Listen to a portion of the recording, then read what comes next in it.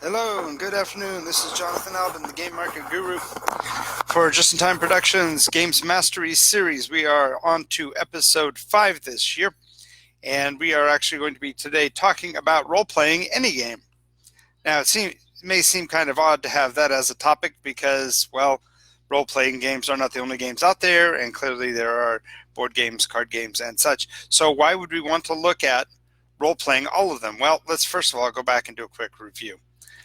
First question I have to ask you, and I'll give you guys a couple of minutes to chew on it in between, but the first question I have is, what's a game? While you're considering that, I will, of course, give you my interpretation or definition of what a game is, and you can vet it to see if it feels right or whatever. But to me, a game is any interaction of a limited duration between two or more people with specific end conditions resolved by directed input by the participants. Now, this does take out several different styles of play that people get involved with that have been called games in the past, but that are not truly game-like in nature.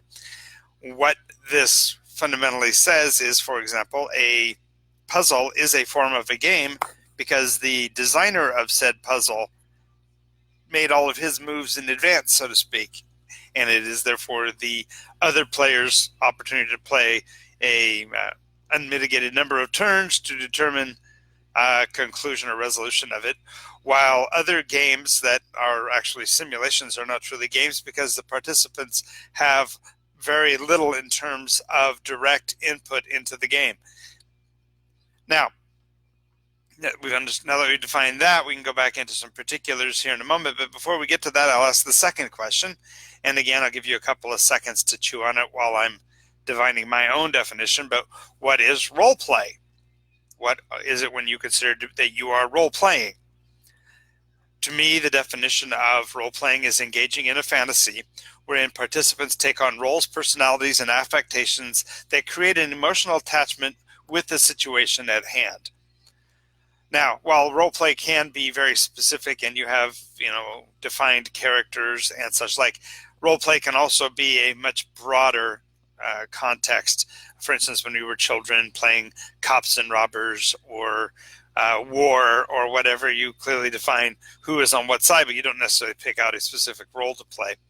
And so when we speak of role playing here, I'm talking about a much more generic form of it that will entice and engage the players in a different style of mechanization when they actually play a game.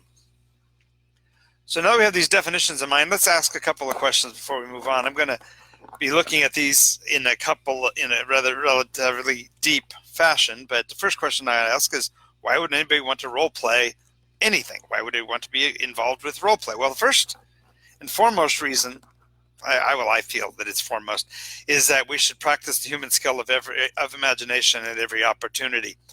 When we are considering actions and options for our lives, it's important to be able to imagine and define things outside of our current parameter of existence.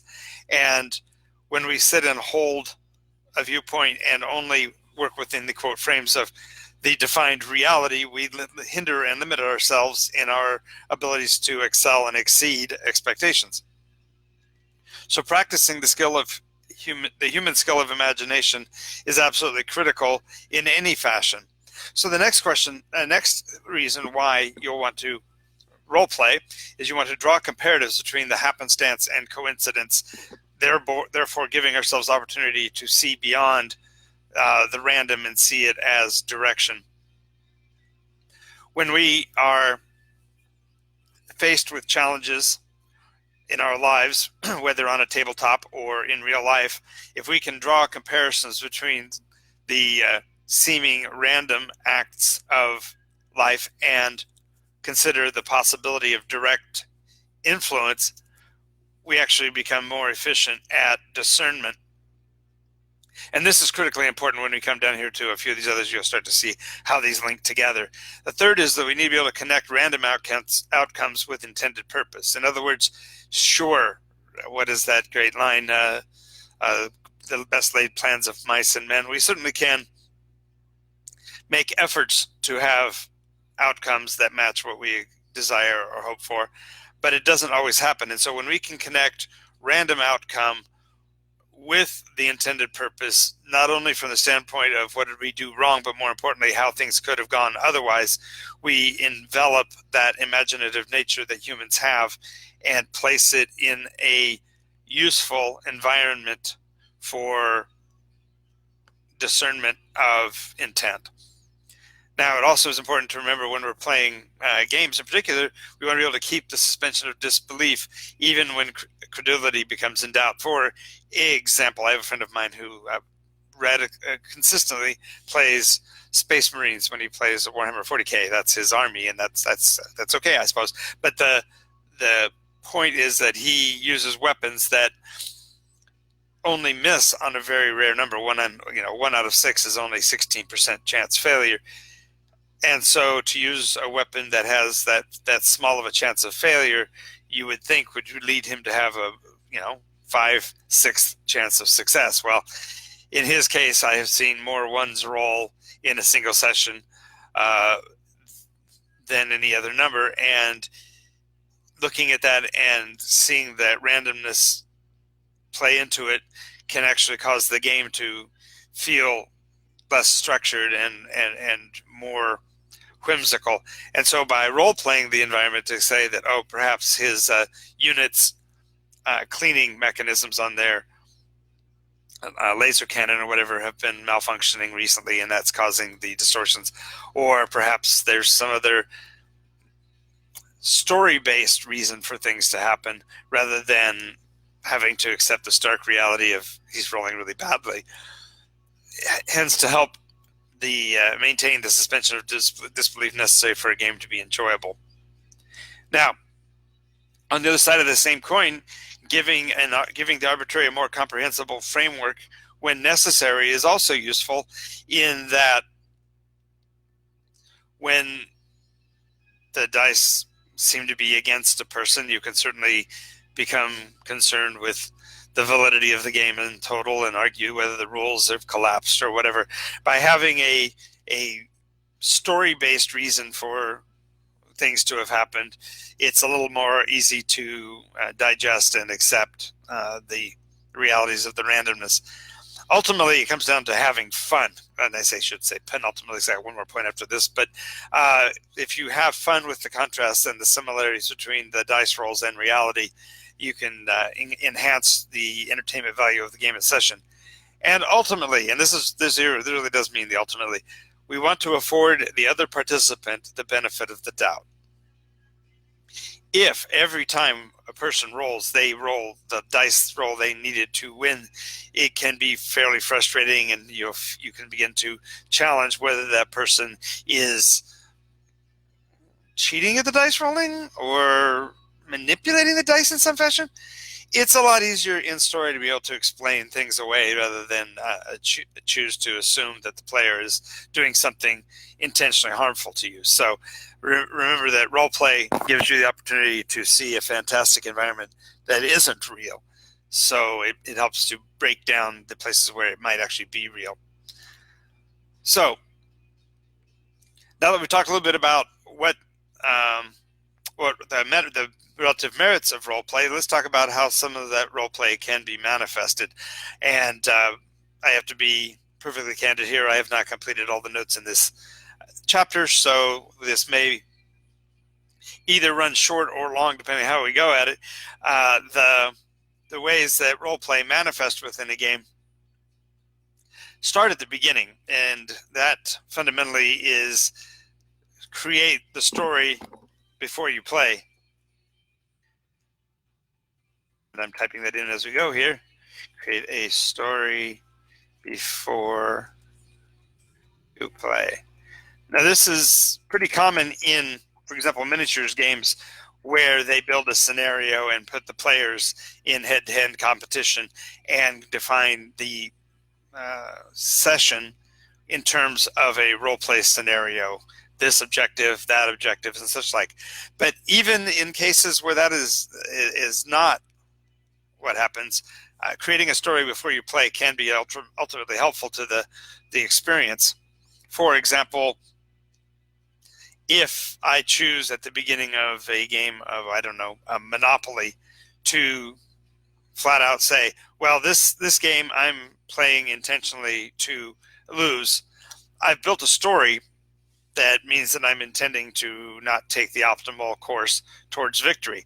That doesn't necessarily mean that I am going to deep six my own efforts. It's going to say that my intent is not to be in first place. And this builds a story into the game.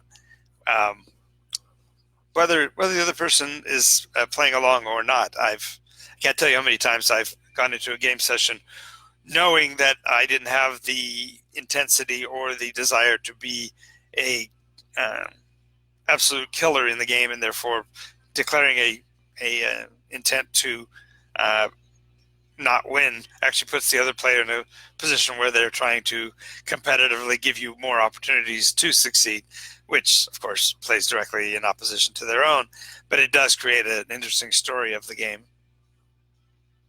But let's go with a much deeper version of this. Creating a story before you play has more to do with anthropomorphizing, if you will, or humanitizing, if you will, the actual mechanics of the game. So if you pick, I don't know, an arbitrary game from behind on this shelf back here, let's go with, I don't know, Dominion. And my goal is to have the community taken over by mercenaries. This will change the way I play and therefore change the way my opponents play and therefore liven up or alter the game session. A second mechanism for manipulating the play environment through role play would be to engage in what I call interpretive dice rolling. And this generally occurs after the die have been cast, so to speak, and the numbers then are defined in a role-playing way. They're not outlined as, well, I rolled a 7 and so I get to advance 4 places or whatever. Instead, it's, oh my goodness, with the 7, the advancement of my troops continues as I move inexorably towards your lines, blah, blah, blah, blah, blah. So interpretive dice rolling is a really healthy way of seeing role play in a board game, if dice are available, of course. Next would be to talk through the decision-making process as if you were the participants at the play level of the game. I call this somewhat being participants at the tabletop, because it's one thing to say you are using the race car as your icon during a game of Monopoly. That's far different from saying I am a race driver who happens to be participating in this game, and therefore my decisions and actions will be more in keeping with the motif of the playing piece. So in other words, now instead of determining my consideration of victory conditions, that brings me to another good one. I'll bring that back in just a second. But interpreting my play in terms of what the playing piece would be experiencing makes it a little more fun. Like, for example, in the case again of the race car in Monopoly, if instead of looking at the placement of where I roll, looking at the maximum die roll that I made, woohoo! I got the maximum. I'm moving 6 whole spaces. Yeah, I'm going really fast now. This adds a weirdness and a more playful experience to the game itself. Perhaps some people would argue that it detracts from the original, the core reason for playing the game, but in my interpretation of being playful, I think it seems like it makes it a little bit more fun. Next, let's talk about another way to do this, and that is to, let's see here, make sure I got my speaker on. Yes, I do. Discuss the game from the tabletop. In other words, as I'm sitting at the playing pieces position on the board, I'm considering my directions of travel, and, well, I don't want to go into the mountains because that's difficult and it might hurt my feet. Whereas if I go down